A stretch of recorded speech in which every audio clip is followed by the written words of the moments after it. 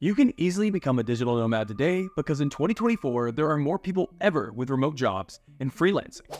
Over 12.7% of jobs in the US are now completely remote, and an additional 28% are at least partially remote, meaning there is plenty of opportunity for you to jump into the nomadic crowd. That's not even to mention the millions freelancing, which I believe is an even better method, who are able to live their dream from anywhere in the world, work their own hours, and become their own boss. I'm making this video to lay out the blueprint for you on how you too can become a digital nomad and achieve that location and time freedom. It's so easy to observe the dream, but so hard to take action. So this will be an action-based video designed to put all the tools in your disposal to make it happen. I spent over a year digital nomading across the world, from Costa Rica to Bali to further across Southeast Asia, and I learned firsthand what it takes.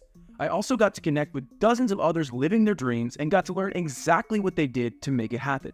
And I've taken all of this and turned it into the exact blueprint that I'll be sharing with you in this video. Later in this video, I'll be covering the biggest resource that helped me make the jump, as well as the 4 biggest things that enabled me to do so. So like this video and stay tuned because you won't want to miss it. To start off, we should go over a definition of what digital nomading is. At its basis, digital nomading is the idea that you can work from anywhere in the world thanks to the power of internet, specifically high-speed internet, to connect us together from anywhere in the world.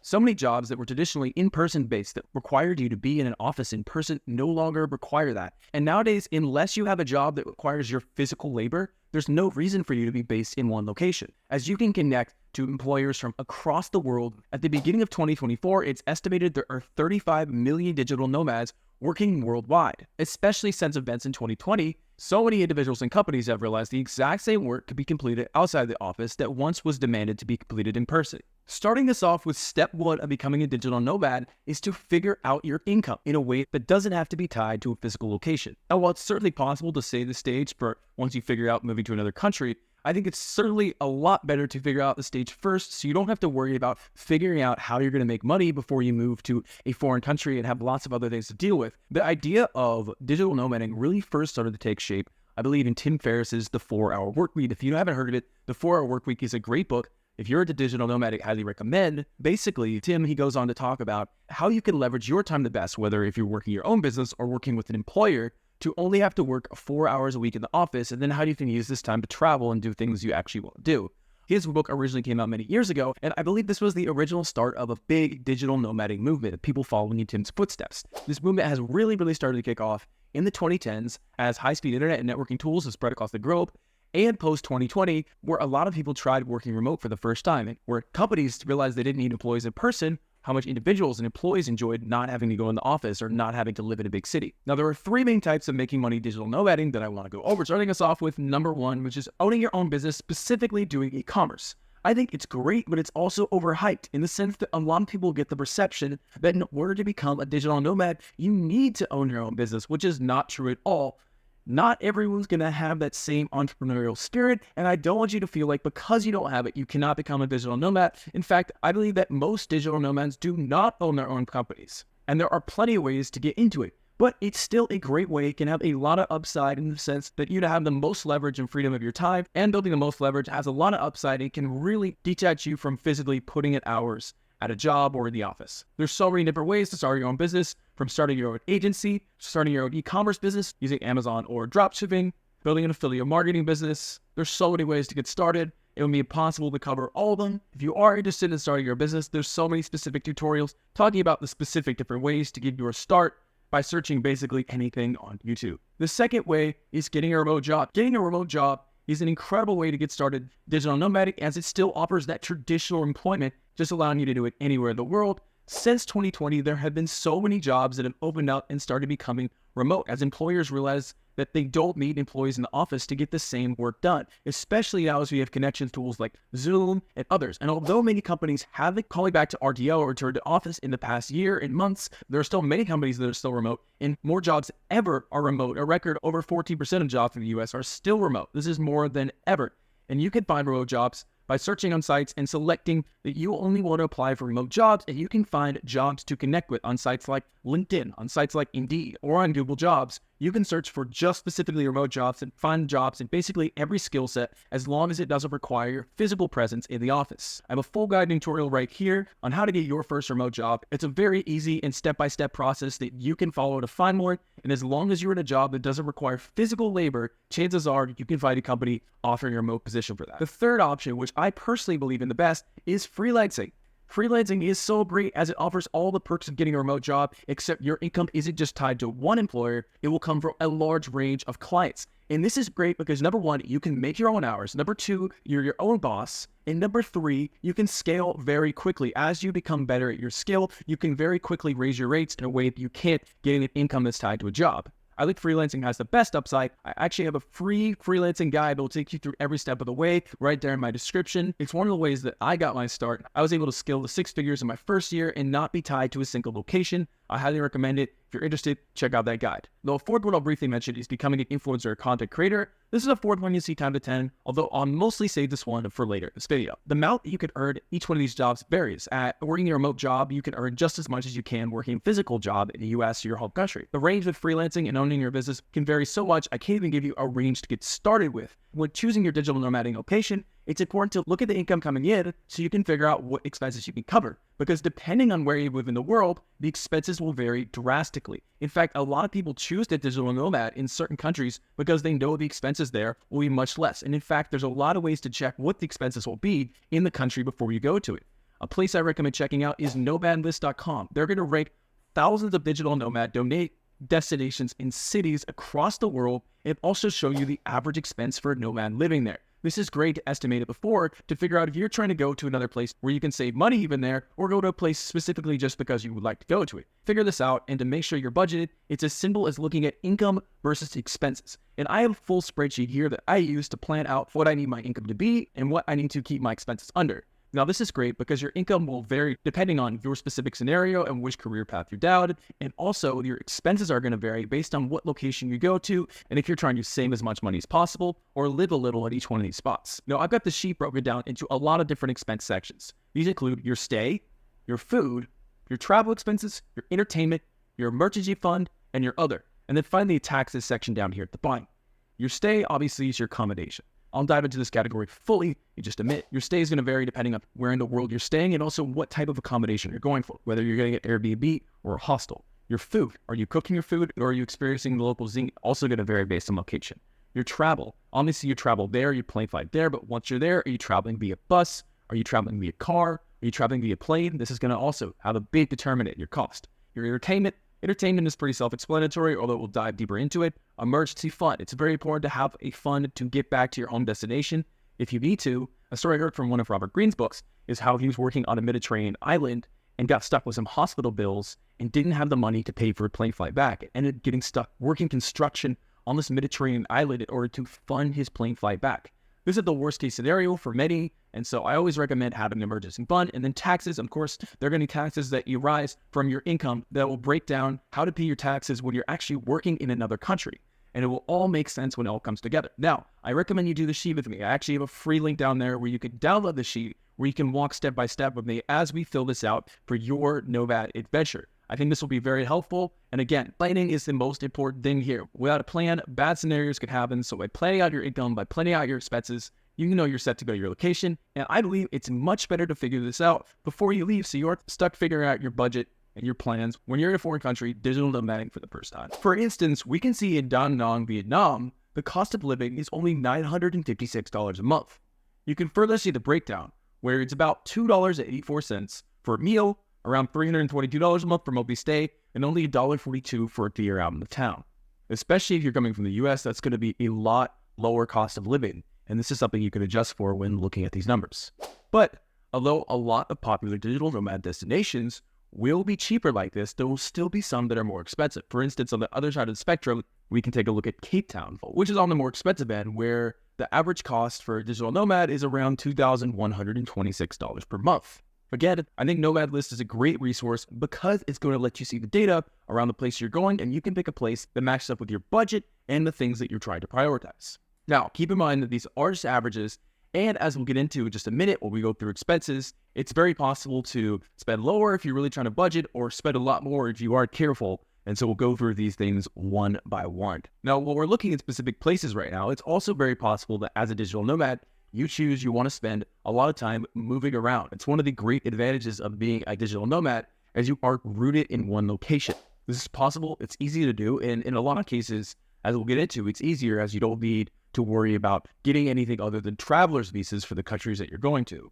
But you will need to consider the cost of traveling and also the balance between work and travel. This is a big thing that I ran into when I was digital nomadic. You're in very cool places, and there's a lot of opportunities that come up to travel, to get to do lots of cool excursions and experiences. And the big thing is that if you're careful, especially when you don't have set hours for your work, this can really eat to the time it's supposed to be spent. I'll talk about it more in a minute, but budgeting your time and understanding that traveling does take up time and energy is very important when coming into the mindset when planning before you go head out in your digital nomadic adventure. Another thing to think about of where you're digital nomading is thinking about digital nomadic communities. Now, as I mentioned, there's digital nomads all over the world nowadays. And if you look at Nomad List, you can find some of the hotspots, but chances are in most places of the world, you can find a digital nomading community. A couple of great places to start will be first going to Google, just looking up digital nomading community, and then the area that you're looking to go. Chances are you can find something. And then also looking on YouTube. For most places of the world, you can find specific guides for that area, from whether you're going to Asia to Southeast America. You can find guides for a lot of these locations. They're very helpful and can provide a great starting place for learning about the digital nomadic community there, confirming it's there, and finding the spots in those areas so you can plan ahead. Now, although I said there's digital nomading everywhere, there's definitely some hotspots around the world where there's a large congregation of digital nomads. And you might be in a position where you just want your small little community, but a lot of people love these big areas where they really connect with people digital nomading. A big one right at the bat is going to be Southeast Asia. All across Southeast Asia, you'll find people digital nomading, but very much especially Bali, which has become kind of the epicenter for digital nomading. I spent it last summer in Bali, and there's a huge community all across the island of digital nomads, and this can be great if you're looking to network. It's become a very, very popular destination, and it's hyped up a lot. And you should note that there are thousands of other destinations across the world, and Bali's not the only place you can go in digital nomad. Another great digital nomading place is Costa Rica, where I spent the previous summer. There's a big digital nomadic community across the country. It's a safe, beautiful country, and one of the advantages it has over Southeast Asia, especially if you're coming from the US, is you have the ability to stay in the same time zone. If you're working a remote job where you need to go to meetings or work during specific hours, that can be a lot harder if you're commuting from a time zone that's pretty much completely opposite in Southeast Asia or Bali. Costa Rica allows you to be in the same time zone in just a couple-hour flight back to the United States. As mentioned, I think it is a great idea to connect online with your digital nomadic community before you begin, so you can get a feel for if this community is going to be right for you. It's so easy to do so much research before you head out, so you can really learn if you're going to a spot you're going to like. Although nothing beats the experience itself, you can still learn a lot and be incredibly prepared for where you go to choose your digital nomadic adventure. A couple other things to consider before you pick your places. Number one, safety and stability of countries. I just talked about Costa Rica being a great destination because it's a very safe country, but that's not going to be the case for all countries in Central America. Although there's definitely digital nomad all over the place, I would definitely recommend you look for a place that's got a strong history with digital nomading coming in and out, low crime, low violence. Some people are going to have higher risk tolerances for things like this, but especially if this is your first digital nomadic adventure, you probably don't want to have to deal with things like worrying about your safety when you go out and about. So I recommend you look for safe places, and there's plenty of them. It should not be hard to find a digital nomadic spot that's known for being safe. There's tons. Number one resource to look at is the US government puts out safety ratings for every single country in the world that you can check out. And then Nomad List is also going to have a safety rating for each city. There's several other sites that will rate city ratings, but Nomad List will do a nomad specific safety rating that can be cool to look at if you want to see the place you're going will be safe or what you have to prepare for that destination. Another thing you'll have to consider when choosing your location is the local laws and approval. The biggest thing of this would be, do you need to get a visa or what you need to enter the country? Depending on what country you're coming from and how long you're staying, you may need to get a tourist or a work visa. If you're coming from the US or an EU country, a lot of countries are already going to have something in place that you do not need to apply for a tourist visa to enter as long as you're only staying for a short period of time. Other countries will require you to get a tourist visa to enter the country, and some will require you to apply ahead. Some of these require in advance include popular countries like Vietnam, as we mentioned earlier, and some of them require you just to get it when you land in the country, such as Indonesia, which would be the case for going to Bali. If you plan to stay for longer than a few weeks or a month in a specific country, you may have to look at getting a work visa. These can be a little bit harder to get, depending on the country. However, a lot of countries are starting to expand programs for digital workers working from another country. One specific example will be Costa Rica, which has started a remote work visa that you could apply for and stay in Costa Rica for multiple years as you renew this. This is a great program. They aren't the only country to do this. Other countries like Bali allow you to continuously extend your tourist visa, and a lot of people do choose to do that and stay there. It's become a great country. It's supporting digital nomads working there, but they aren't the only ones. Every country is going to have their own rules and regulations, so I can't list them all right now, but what I recommend is you do go online and search up the country and see what their visa restrictions are. How long can you stay on a tourist visa? Do you need to apply for it in advance? And is there a program in place for digital nomad workers that work online and remote to live there and stay for an extended period of time? These are the main factors I consider when choosing which location to go to. Again, it's great to do research beforehand because there's so much you can do, but it's not the world if you end up not liking the place you go to. As a digital nomad, you have the ability to work from anywhere in the world, and you can always try a new place. Every place can be different. I've met people that really hated Bali but have loved digital nomading in other locations. Just because you hate it somewhere doesn't mean you won't like it in another place. Look for feedback online because all these places are going to have tons of reviews, even specifically for digital nomads. If you look on YouTube, if you check on Nomad List, if you look in these Facebook group communities, you're going to see feedback from other people so you can find the place that best fits you, best fits your budget, best fits the community you're looking for, and all the factors that we just went over. Once you picked your location, it's going to be a lot easier to estimate our expenses as we started to take a look at just earlier. Once again, we have all these categories to fill out here for what your expenses will be digital nomadic. And to start us off, let's take a look at the stay. Bottom line with your stay at accommodation is you're going to save money if you stay in one place. If you're staying in one place, you're usually able to save money by going with an Airbnb, a sublet, or the cheapest option of all, renting local from a local connection. All of these options will enable you to do longer term lease deals, which will usually be a better deal than renting night to night, which will be the case for staying at hotels or hostels or single day or week-long vacation route. Depending on where you're going, it can be harder to find accommodations. Again, Airbnb, you can usually find everywhere. Usually they'll be a little bit more expensive. Sometimes, and a lot of times, these digital nomad Facebook communities will have information on sublets and where and who you can contact to find local rentals. But a lot of times you're going to find the best deal from in talking with and engaging with the locals, especially when you get to countries like, say, Bali or Costa Rica. As I mentioned before, from my own experience, a lot of times you'll only know that places are listed from talking to the local agents. They won't be posted online or other locations because that's just the way they do business there. If you want the best deals, a lot of times you'll just have to go there and figure it out. Of course, you'll probably want to go there with a place figured out for your first few nights, especially as you start to figure this out, as you probably won't want to worry about finding a place right when you fly in. But just keep this in mind that if you do want the very best deals, you might not find them online and you might have to connect with locals to find them. The other option is bouncing around to multiple places, which if you prioritize can be great, but just keep in mind it's probably going to be more expensive. Now, on the cheaper spectrum of things, an option that a lot of digital nomads go with is couch surfing. This is going to be the cheapest option of all, and oftentimes you can find free couch surfs across the world on sites such as couchsurfing.com. Again, this might not be up to your comfort level, but if you are looking to move around and save money at the same time, this can be an option. The other options here are staying at a hostel, which can be cheaper, but is still probably more expensive than getting a long-term local lease, staying at a hotel, or nicer accommodation. Some things you'll probably want to keep in mind when looking at your place to live is, number one, Wi-Fi. As a digital nomad, you're probably in a situation where you need Wi-Fi to do your work, and Wi-Fi is not going to be guaranteed with all countries. This is something to consider about your location that you move to too. Do they have a good network connection to the place you're going? Do they have broadband? This is a question you want to answer.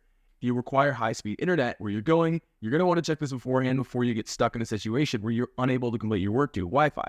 This is also something to consider when looking at your accommodation. Now, a lot of nomads are okay with just going to a coffee shop to get their work done, but for a lot of people, they're going to love the convenience of being able to work from their home, and so Wi-Fi there is a must.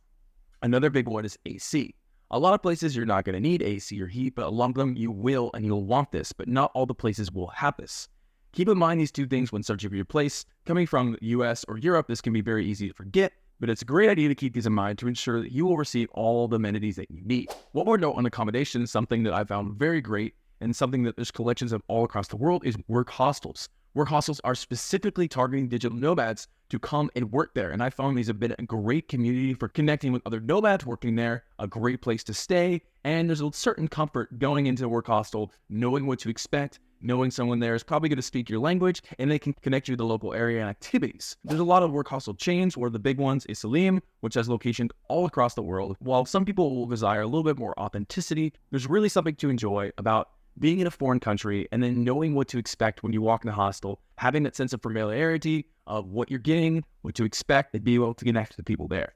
Moving us on to our next category is food and spending. Once again, depending on where you go, food can vary. So once again, I highly recommend utilizing Nomad List for how much it's going to cost you in the area you're moving to. A big decision that's also going to impact your cost, but whether you want to prioritize saving money and cooking your own food or more experiencing local cultures. Now, a lot of places, restaurants are still going to be relatively cheap, although cooking is usually a more cheap option in a lot of places of the world, especially depending on what you're cooking. Also, as you'll discover in a lot of places of the world, there's a big difference in price between the local restaurants that are targeting the locals there and the more tourist restaurants that are oftentimes targeting the nomads that move to these locations, especially the locations that have large numbers of nomads or tourists.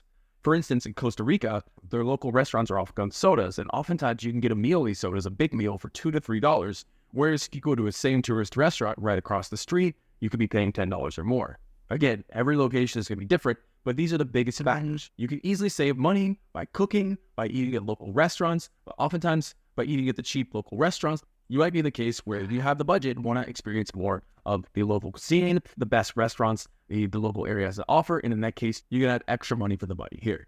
Make sure you're also considering other things you'll want to spend money on, like farmers markets, which you can find all over the place, or beers in the town, or depending on what your area has to offer. It's good to throw a little bit on here, especially if you want to be able to experience the most that these areas have to offer. Another big category is entertainment. Although there's going to be free entertainment in lots of places around the world, I enjoy having a nice budget for entertainment. And these can be things like when I was in Costa Rica, we did a kayaking tour through the mangroves where we got to see monkeys and see a lot of the jungle life back there, which was great. And this is something we really enjoyed budgeting for. For in a place like this is something we want to do.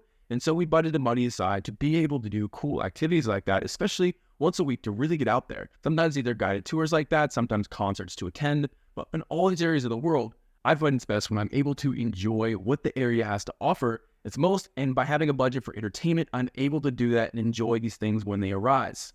The next section to look at is going to be travel. And as a nomad, you're going to need a method to get around the place you're living. And depending on where they're living, your options will vary. In Bali, a big method of getting around is either getting a motorbike or using their Uber-like service called Grab, which is basically a motorbike service where you grab onto the back of a bike rider. Again, this is going to vary drastically depending on the place you're going and also your comfort level. If you're trying to blend in like a real nomad, public transportation offers a cheap and great method to get around, and it's available in most places that you'll know that too. Other more expensive methods, of course, include renting a car, renting a vehicle, or getting a taxi everywhere you go too. And especially if you're traveling longer distances, this number can vary even further depending on whether you are flying or if you're taking ground transportation like a train.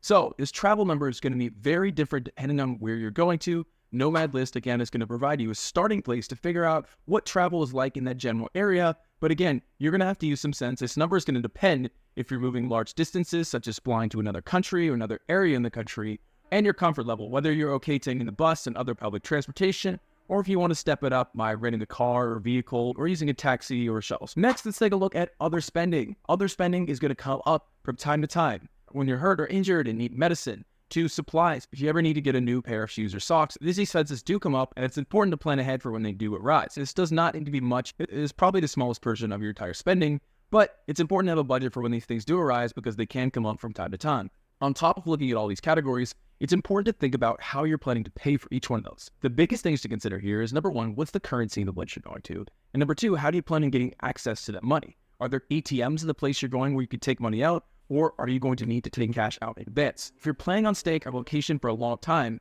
you may need to think about setting up a bank account in that local country or a method to take money out in that local country, as it won't always be easy to pull your money out in another country. Otherwise, you can struggle to get access to money or start paying large ATM fees. This is definitely something that's going to vary from country to country. Some countries will be easier to get access to money to. Some countries will more commonly accept credit or debit cards, but some countries are going to be cash only in their local currency, and you'll need to take advanced planning to make sure you can access money without paying large ATM fees every time you withdraw. The final category here is taxes and other document fees. The first section I'll talk about here is document, and I've already spoken about this briefly, but this is through visa and other charges. When you're taking a look at what visa you need, you should also take a look at how much it costs and how often you need to renew that visa. Some places, especially if you're coming from the US or an EU country, won't require you to even get a visa to apply. Your citizenship with the US will come with the traveler's visa that does not require anything applied for. However, there are other countries where you will need to apply for a traveler's visa, and oftentimes this will cost money, and oftentimes you will need to renew this if you plan on staying, Or if you plan on staying for an even larger period of time, you may need to look at getting a work visa, or as I mentioned earlier, a digital nomad visa, as many countries are starting to offer. Again, this is very country to country based. So you will have to do research on your specific country about what documentation you need. All these costs should be available online. In fact, this site right here, you're able to plug in the country, how long you're staying, what you're doing there, and it will tell you what type of visa you need and how much it's going to cost you, provide you all the information laid out. This will be a huge, huge time saver. The second section of tax and fees is going to be your taxes. Taxes can get super complicated that it can make up its own full video, but I'll try my best to do a brief summary to get you started. The way you do your taxes is going to vary drastically depending on whether you're coming from the US, the EU, or another country. One principle to keep in mind, and keep in mind that I am not a CPA and you should consult with a licensed tax professional, but if you're digital nomading in another country for less than 6 months and on a travel or non-work visa, you should just file your taxes as you normally do. If you're on a work, digital nomad visa, or in another country for more than half the year, things can get a little complicated. A major difference, depending on where you are coming from, is that the US taxes their citizens abroad, while most other countries do not. The US does, however, have some practices in place to help digital nomads and prevent against double taxation. So, to bring us over for our US digital nomads, do US digital nomads have to pay US taxes? And the answer is yes. American digital nomads are required to file a US federal tax return if they make over the minimum filing requirement, no matter where they live and if they're going to work remote. It's one of the few countries in the world that uses a citizen-based tax system. That means that the requirement to file U.S. taxes is citizenship status, not where you live. So even if you live in another country, as long as you're a U.S. citizen or a green card holder, you must file U.S. taxes. Digital nomads who are U.S. citizens must file a U.S. federal tax return, even if they live in a foreign country. But do they have to pay taxes to the government of the foreign country they're living in? That will depend on the tax policies in place in whatever country you're living in. So you're going to have to look to your specific country for that specific advice. While the US has a citizenship-based tax system, most other countries have a resident-based tax system or territorial systems. Residence-based taxation means the country taxes all income earned by residents within their borders, but the definition of resident can fluctuate from country to country. But this usually means spending at least half of the year in the country, so 183 days. Now, on the other side of this, territorial-based taxation means the country taxes only income sourced from within their borders. Residence-based taxation is the most common tax system in the world, with over 130 countries using it, most of the EU, Canada, Australia, Japan, and Mexico. Now, territorial taxation is less common, but it's still used in a couple popular digital nomadic countries, including Costa Rica and Thailand. Now, as mentioned, although the US does tax all US citizens, they have some policies in place to help out digital nomads and make sure you aren't getting double taxed. The first of these programs is called the Foreign Earned Income Exclusion, or the FEIE for short. And this allows expats and digital nomads to exclude a certain amount of foreign earned income from U.S. taxation. Now, the exact number changes from year to year, but for the 2023 tax year, the exclusion is $120,000, and for the 2024 year, this exclusion will be increased to $126,500. The second policy in place is called the Foreign Tax Credit, and this basically says if you pay income taxes to the foreign country in which you reside, you can generally reduce the amount of U.S. tax owed by the amount of foreign taxes paid using the foreign tax credit. This is designed to keep expats and digital nomads from being taxed twice or double taxation on the same income. There are limits to the amount of foreign tax credit you can claim, and most commonly the foreign tax credit is just given in form of the FEIE. However, there are other tax credits that you may be eligible and able to take advantage of.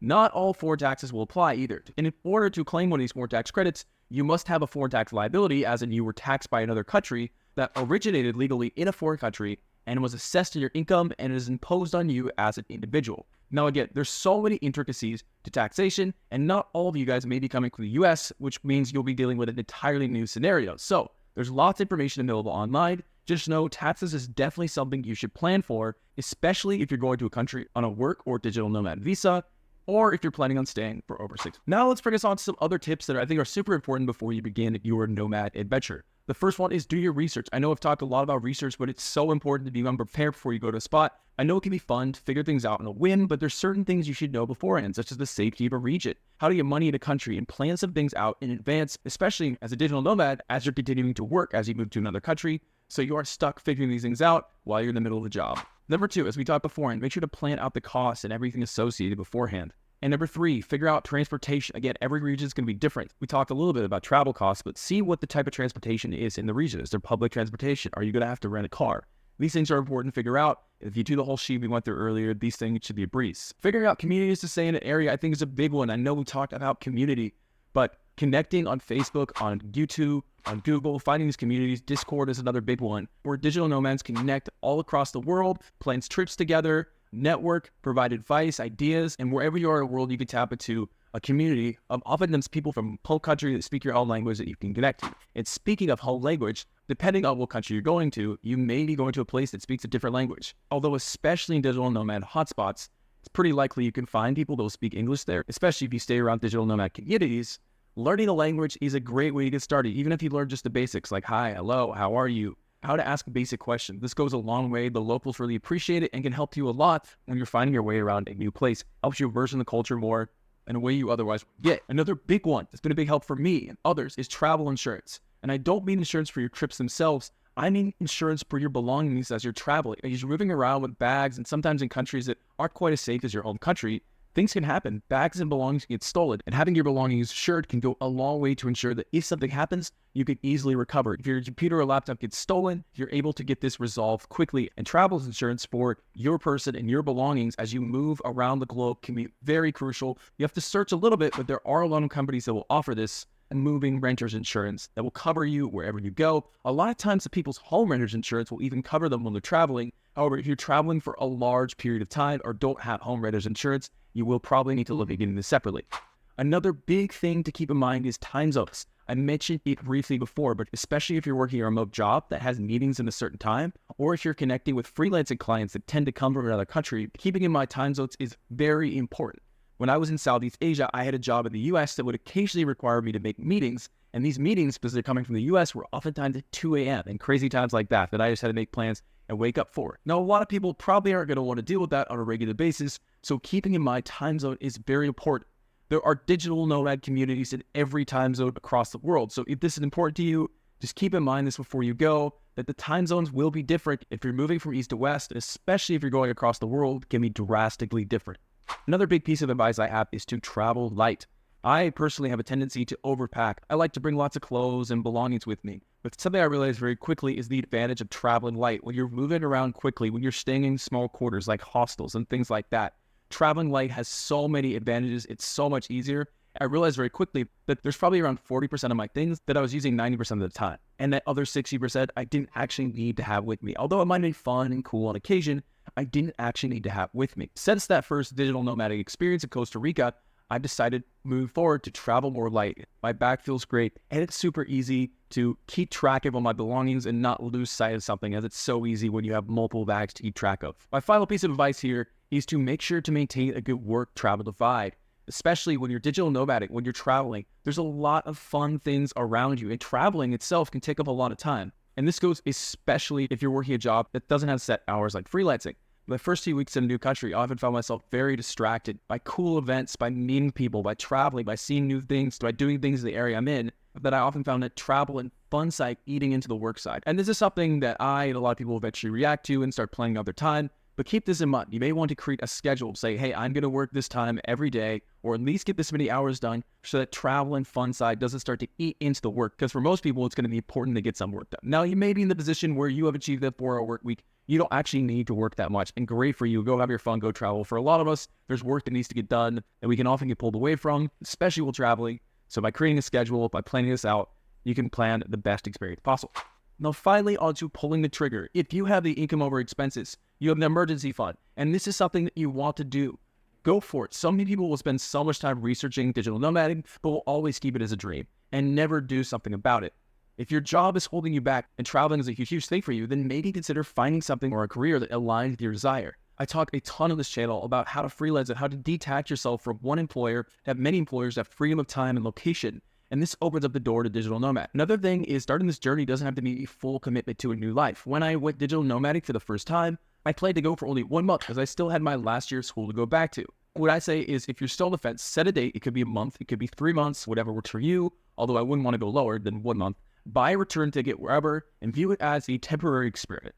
And then it'll be much easier to pull the trigger. Take the time to figure things out. It's not really a huge daunting task. It can be easily accomplished. And then by setting it a month, it's a trial period. If you like it at the end of the time and you're still having fun, you can always push your flight back or get rid of that flight altogether. But by viewing it as a 1-month experiment, you can say, hey, let me try this out. You can come back without making this huge commitment and this huge life change all at once. Now, the 4 biggest things that help me. Number 1 is finding a community and connecting with people that have done it before. Facebook groups, YouTube, Discord. By finding these people, you can connect with them. Find a place that other digital nomads are going so you can have a community. When you get there, get insider tips for the place you're going. This will not only help you when you get there, but will provide such great motivation for making the jump. Number 2 is taking steps day by day. As we mentioned, digital nomad does not have to be all in one jump. And by taking steps day by day, you get closer and closer to being there. Starting to detach yourself from work could be by starting to freelance on the side. And then once your income gets high enough, then you can go digital nomad. You don't necessarily have to quit your job now and immediately dive into this. You can take steps, start deciding different freelancing, and eventually you'll become enough to digital nomad, or start browsing for remote jobs while you're still working your main job now. And eventually, once you get that job, you'll be able to make that jump to do it. The next tip, as I just talked about, is committing for 1 month. You don't have to commit to changing your entire life and moving to a country all at once. You can commit for a month, see if you like it, have that return ticket. So if you want to go back, you could always go back.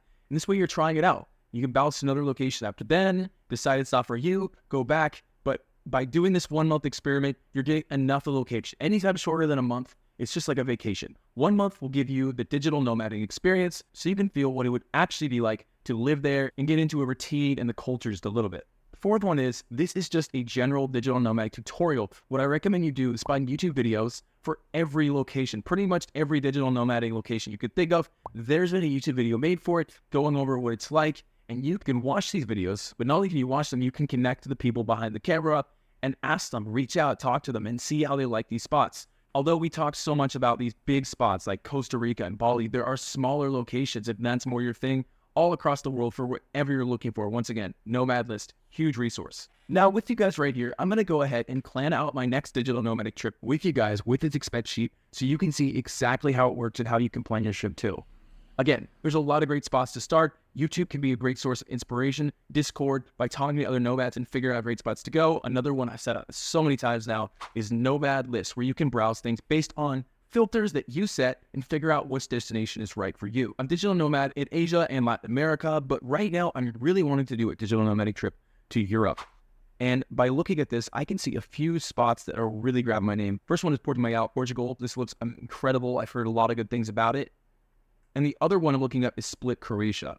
Both of these I think would be incredible. Now looking at Nomad List, the big thing that's standing out to me right now is Split, Croatia is the internet. My job requires me to have a great internet connection, so having limited internet is not really an option. So I can kind of see 22 megabits a second. So it's usable. 22 megabits a second isn't terrible. And probably if I were to sort it out, I can find a spot with some faster broadband. But, you know, I'm right on the fence with these two. They're very similar apart from that. So, and Portugal seems amazing. So we can see photos out here. We can look up the country and we can find it. And you can go through each one of these sections. You can find all the people, the demographics, the trends, the weather. So just to show you guys, I can look up Portimao digital nomadic, and now I see 20 different videos of 20 different nomads recording their experience, telling their inside scoops. And if I go on Google, I look up Portimao digital nomad community. I see an Instagram page, great community connect. I see a Facebook group with 800 likes, 800 members. I see another Facebook group right here. And I see a LinkedIn page right here. That's already 4 different spots to connect right there. And it looks like this is a pretty active Facebook group posted just a few days ago. They're having parties. This looks amazing, right? Okay, now this all looks great, but let's use this information here to fill out the expense sheet. So the spot to start is right here in the score section. We'll go to cost of living right here. So this says the average cost of living for a nomad is a little bit over $2,000, but let's break it down piece by piece because depending on which section, I might want to spend more to get more of the experience. So we'll start this off right here. This says right here, the 1-bedroom studio rent in the center is $705. Now, of course, I could go for a hotel if I wanted the ability to move around, stay in a work hostel, this type of situation, or I can go for a 1-bedroom or even Airbnb. For me, what I really like to do is I like to stay in the work hostel when I move there for the first couple of nights to meet some people, meet the community, get the feel of it. And then once I've got that experience, move more to a 1-bedroom studio like this example. So I'm going to copy this number right here, 705, and this will be the cost of my stay. So we'll go ahead and put that in there. Now food, right here, it says the dinner is $542. Lunch may be a little bit cheaper, but for me, I'm taking this cost right here, multiply it by 60. I don't usually eat breakfast, but I'll throw it a little bit for it. Lunch is probably a little bit cheaper, but we'll just multiply this by 60 to get that total cost. So We said that was 542 times 60. Look at this cost right here. Entertainment. Now, your entertainment budget is going to be a little bit up to you. You might want to do some research and figure out what are some things you're going to want to do for entertainment here and how much they're going to cost. You can do a lot of this research online. This specifically isn't going to be on Nomad List other than in the review section, perhaps. People might talk about things they like doing there. For me, I'm going to set that monthly entertainment budget around $300 because I want some ability to have fun with this. Travel. Now the time to do some research on the travel. Now, for my research to Portimao so far, I know there is a local bus that runs 2 to 3 times each hour in the city that actually makes it super easy and cheap to get around Portimao itself. I also want some ability to get around Spain, but Spain actually has some very easy methods of getting around the country, so I don't expect this to be too large, but you know what? I do want to do several trips around Spain, so I will make this budget $200. Again, you're going to want to do some research and figure out how much you're going to spend.